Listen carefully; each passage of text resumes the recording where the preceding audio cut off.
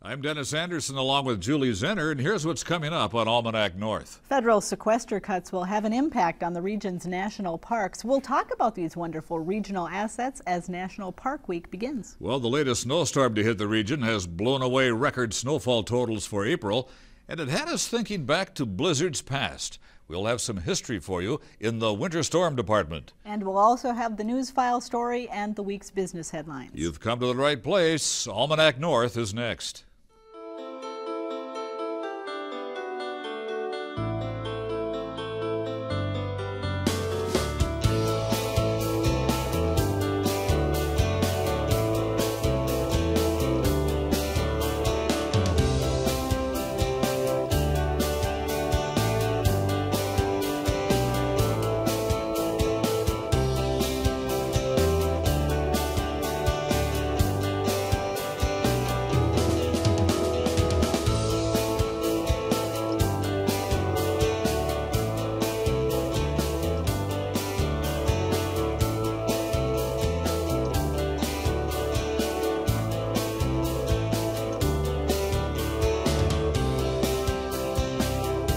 Hello and welcome to Almanac North. Thank you for watching. This latest snowstorm set a record, and Julie, people are going to be talking about this April for a long time to come. You know, but I'm already tired of talking about the snow, so I think we should skip it. Should we skip it for a moment? I think okay, let's do that. We'll think spring with our first topic. Okay. Right. Thanks, Denny, and welcome everyone. National Park Week officially kicks off tomorrow, and here in our region, we're lucky to have several of these national treasures just a few hours drive away. But this year, our region's national parks may not be able to offer all the services they have in past years due to federal sequester cuts. Joining us now to talk about our region's parks is Dave Miller, a board member with the National Parks of Lake Superior Foundation, and Konnie LeMay is the editor of Lake Superior magazine, which covers the parks on a regular basis. And thanks for coming in on this snowy night. Thank you. Dave, how dramatic do you think the sequester cuts are going to be on the parks in our region? Well, I think they're going to have an effect on the parks.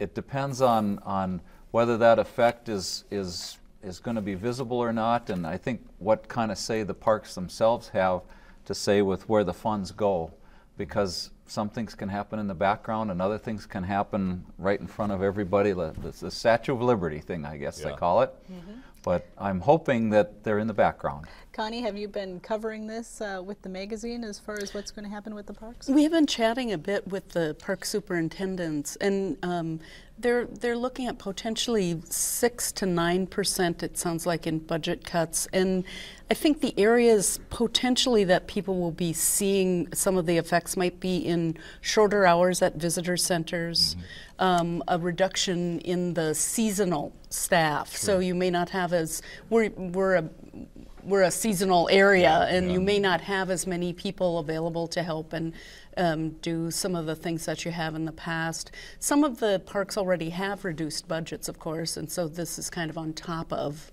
what has been happening over the last few years. Maybe both of you could touch on this. How many people visit the parks in a particular summer, any given summer, and what do they see once they get there? What can they do there?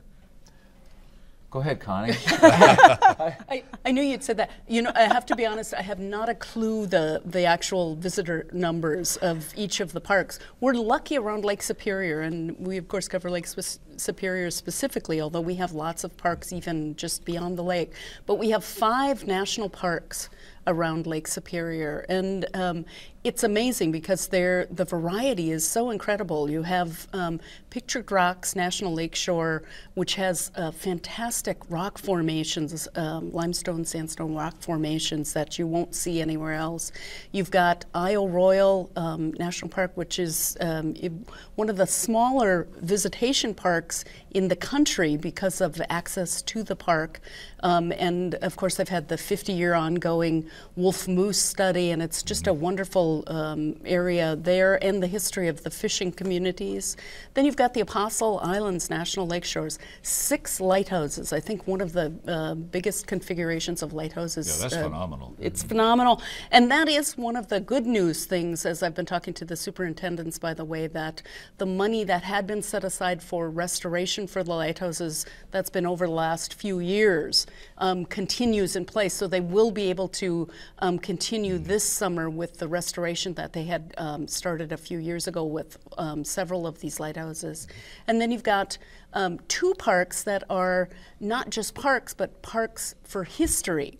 So you've got the Grand Portage National Monument, which concentrates on the fur trade history.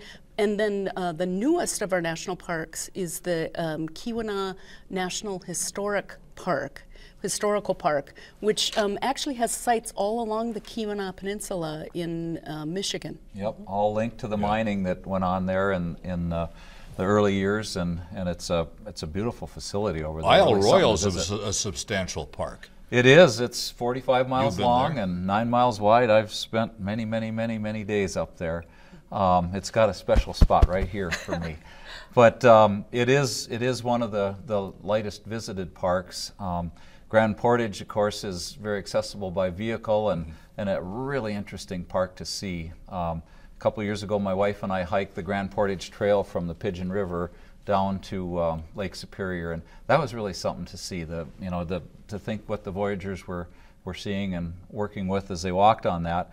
And then the Apostle Islands, of course, is visited both on the mainland and out on the islands. I've been lucky. We've been able to go all the way around Lake Superior in our boat over the years with another couple and little bits and pieces, and it's been really incredible to see all of these parks by the water. But then Pictured Rocks is really a beautiful park, and I think probably the highest visited park of all of the parks.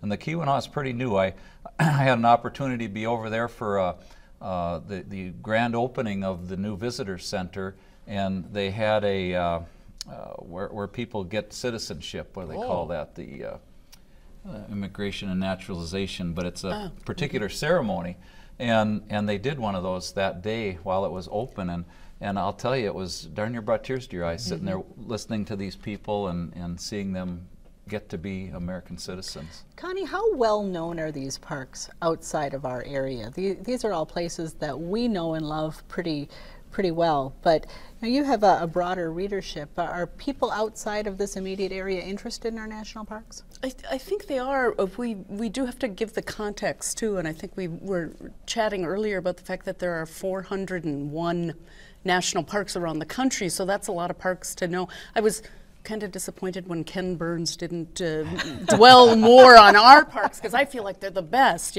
but so they are, for people who recognize parks, they definitely are, places to visit and see. Nevada Barr, who's a murder mystery writer, has done 2 of her mysteries set on Isle Royal, and she actually used to be a park ranger there, so that's why she had done that. So that got a little boost, I think, in popularity through that. How can the public get involved in supporting the parks? Well, there's a special thing going on this week. Starts tomorrow, the 20th, ends the 28th, and it's called National Park Week. There's free admission to any of the parks in the country during that week. The hard part is next week isn't going to be the best week to visit parks in our area here. Isle Royal is having trouble getting even the first rangers out on the island because of the ice. But and I like to think of that white stuff as a white sand beach right now, because we were down in Florida a little while ago, white sand beaches. But I shouldn't say a long time ago, several years ago, I got a map that showed all of the national parks in the United States. And I think of that, there's a television commercial on the air right now where the dad and the grandpa and the dad and the son are out in their travel trailer, and their mission is to see all the parks. That's kind of a mission that I've got too, is to just try and stop and visit the parks. But they are there, they're available, they got some great programs for kids, the Junior Ranger programs.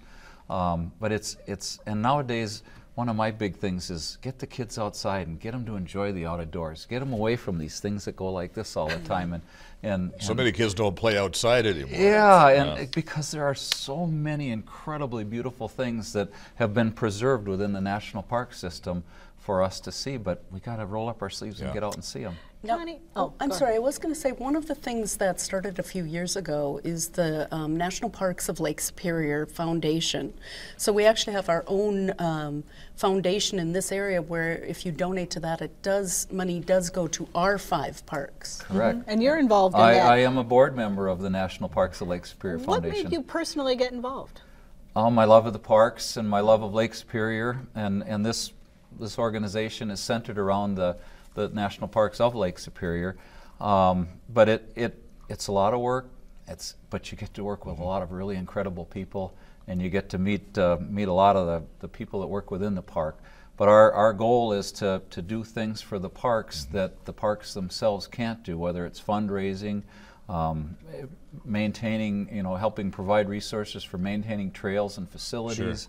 Sure. Everything that we can do, we try to do for the park, and we're reaching out in many directions to raise funds for the Which foundation. brings up this question, Konnie, Monday is Earth Day. How does that tie into the parks? Yes, well, we in our area we have a particularly interesting tie-in in that Gaylord Nelson, the late Senator Gaylord Nelson, yes, is recognized as one of the founders of Earth Day back in 1970. Well, it also happens that was the first year, or that was the year that the Apostle Islands National Lakeshore, also a project of Gaylord Nelson's, was declared a national lakeshore. So we have that tie-in in our area. You could say we're kind of the birthplace of Earth Day, so to speak, in our region. Mm-hmm. Konnie, is it unusual for a region to have not just so many national parks, but such a wide variety? You mentioned the National Lakeshore, the historic places. It just seems like there's so much in this area. We do have a wealth of state and national parks, frankly, in our Lake Superior region, but then that's because we have some phenomenal natural resources that are worth preserving. And we didn't have the massive population rushes, so we were able to set aside areas for our parks as well. Although the other thing about some of our national parks that it's good to remember too, especially around the Apostles and Isle Royal, is that these also used to be living communities of villages and people, especially fishing communities. And so when we set them aside as national parks, those people did give up some of their abilities to use the park. Isle Royal, and I think Apostles as well, still do have some tenured leaseholders on those areas. Would I be correct to assume that the national parks up here along the lake must have an effect on the economy here? They bring people to the Lake Superior region? Definitely. These are areas that if people don't know they're here when they get here, they certainly do. It gives them a reason to come back, and we know how important tourism and visitation is to our area. But especially, well, as we're saying, next week might not be the week you want to go visit our national parks. You have to bring a shovel. But I think anyone who, in our own region, who doesn't take advantage of going to see these parks is really shortchanging themselves into one of the really wonderful things we have here. Absolutely, absolutely.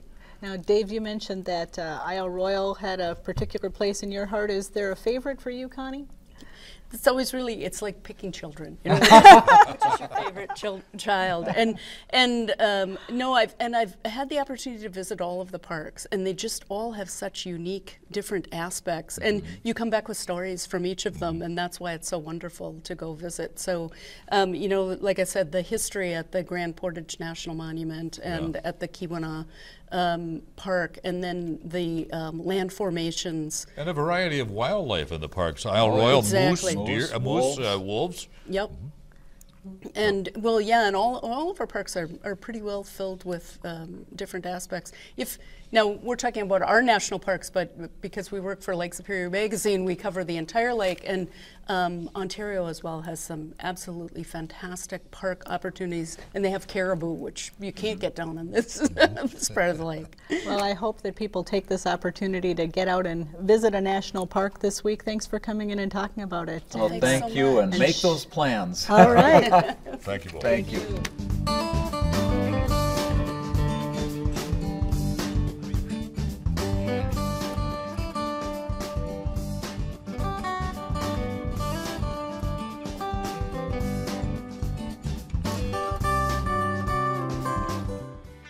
Now, let's dig into our news file archive for a look at what was making news 25 years ago this week. Several years ago, when Ron Rieger couldn't find the type of lure he was looking for in this area, he decided to tackle the fishing industry himself. He started his own company called R3 Bait in his basement. Back then, the business was small. Very small. We were probably selling maybe a couple of hundred lures a month when we started, and now we've delivered well over 1 million pieces just in the last month alone. Last year, R3 Bait outgrew Rieger's basement, and the business moved into a brand new building in the Moose Lake Industrial Park. An IRRB loan and a small cities grant helped the business expand. Now R3 Bait employs anywhere from 12 to 16 people who produce lures for bass, northern walleye, and muskie. Rieger says the major reason his company has seen so much success is that they're dedicated to keeping prices low.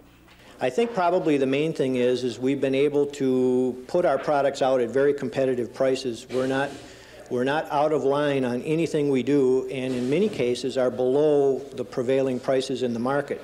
This fishing season, R3 Baits is hoping to increase their sales even more. They're counting on word of mouth and a good product line to keep luring in the customers. In Moose Lake, Carla Powers, KDLH News.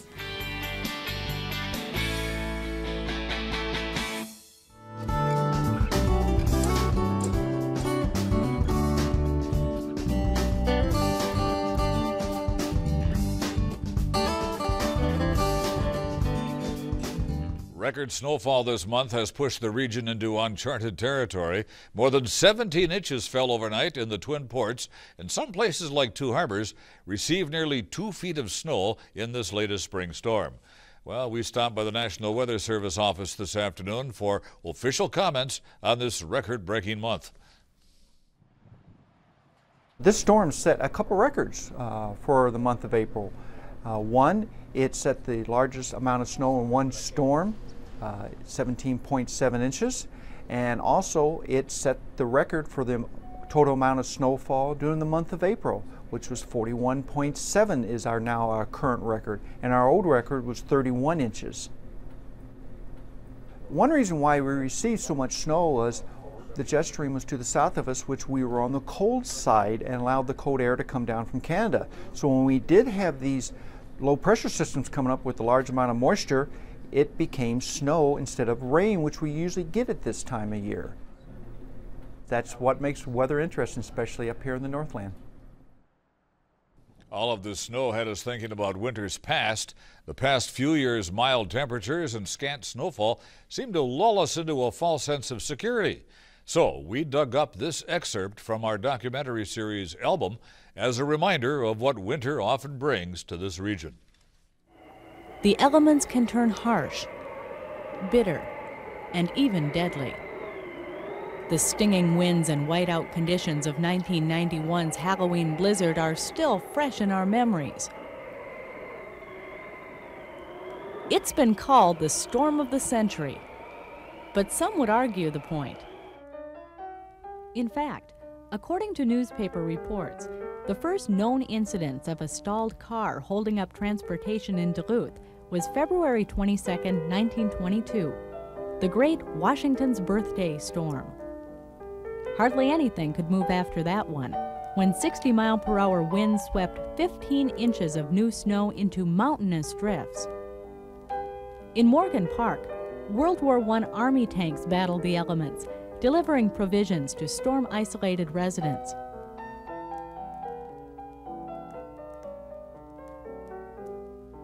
Downtown Superior was literally buried. Carlton suffered a bread famine.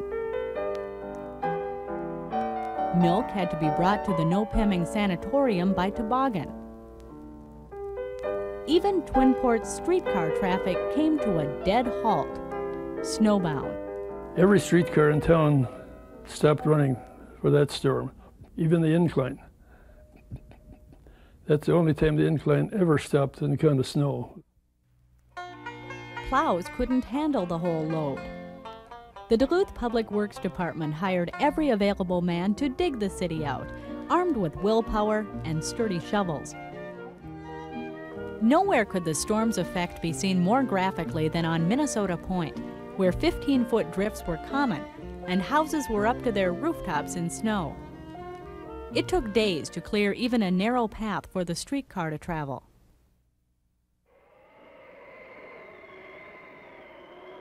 Minnesota Point is notorious for bearing the brunt of Duluth's winter weather.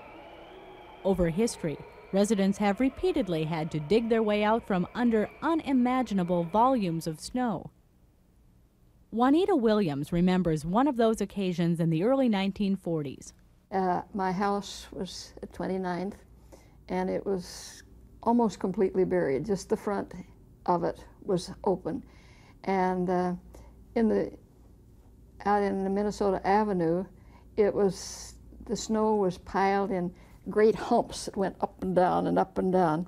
The storm lasted for about 36 hours, and when it cleared, we were pretty much buried. A crew of men came along and they would shout down the chimneys, people, "Are you all right? Are you okay? Do you need anything?" But we got out of our back door, so it was fine. My mother and I lived in this house at Park Point. The fact is, cars were buried, and there'd be a sign, "Car here." It would just be a hump of snow. But we walked up, we started walking, but it was too hard walking up one snowbank and down another, so we went over to the beach and walked up on the beach, stayed up during the week. The snow was about 20 feet deep, and so the buses couldn't run there, so they ran on the beach for about 3 weeks until they got snowplows up from St. Paul that could handle the snow that was in the street.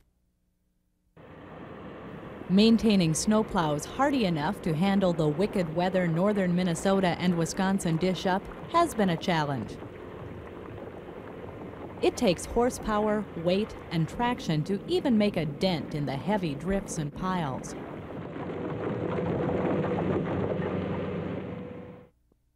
Early plows were often clumsy and hard to operate.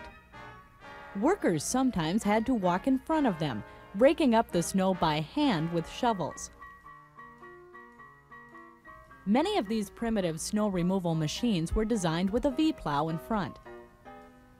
They traveled in pairs on the highways, one behind the other, the rear one pushing the front one through the heaviest drifts. They would use these two trucks together to get more power and then wind them both up and hit these banks and hope eventually they could break through. This could be quite tricky since radio communication was non-existent and drivers had to use innovative ways of communicating with each other. You had your signal by the way you regulated your gas. Just make that motion and like take your foot off the gas and step on it again, and that would give him the signal. And if you want to stop, you had your brake light. Technology improved slowly, and for many years, operating a plow was a two-man job. On our wing, instead of a automatic off the transmission, we had a chain hoist hung out in a boom. And the fellow, your helper, had to get out there and raise it and lower it. And that's the way we got through. In these old trucks, you didn't use a heater because the windshield wipers were so bad it wouldn't take them off, keep the windshields. So you had to keep the heaters off to keep the windshields clean. Yeah. And then fellas like whoever the driver was would drive with his head out the window the whole trip. And that was even in good conditions. During blizzards that sometimes lasted 2 or 3 days, drivers would plow non-stop in a whiteout.